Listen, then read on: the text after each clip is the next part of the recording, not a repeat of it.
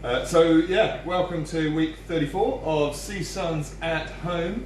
This week we have gone over to our European friends in Italy and paid homage to their insane cuisine with a 3-course stunner of a menu.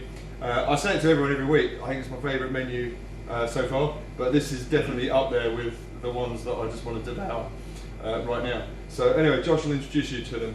Go for it!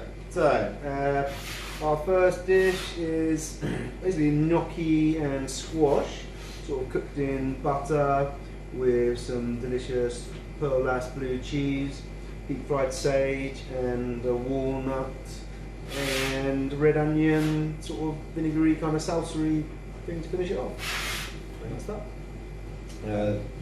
And then we have got like a wet polenta with some delicious mutton from Sarah Crow, which were turned into a red wine ragu basically with using Paso Tom's red wine.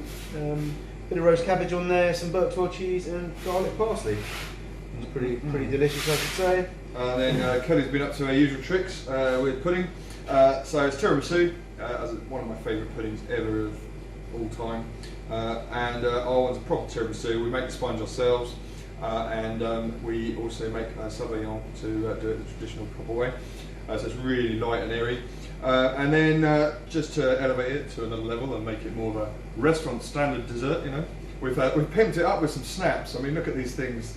Like anyone would think we're starting to get a bit over the top with our presentation, but that's a masala snap.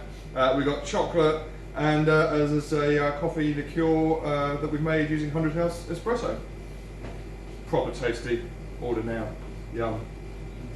Buon appetit in Italian, whatever that is. Mangia, mangia. Mangia, mangia.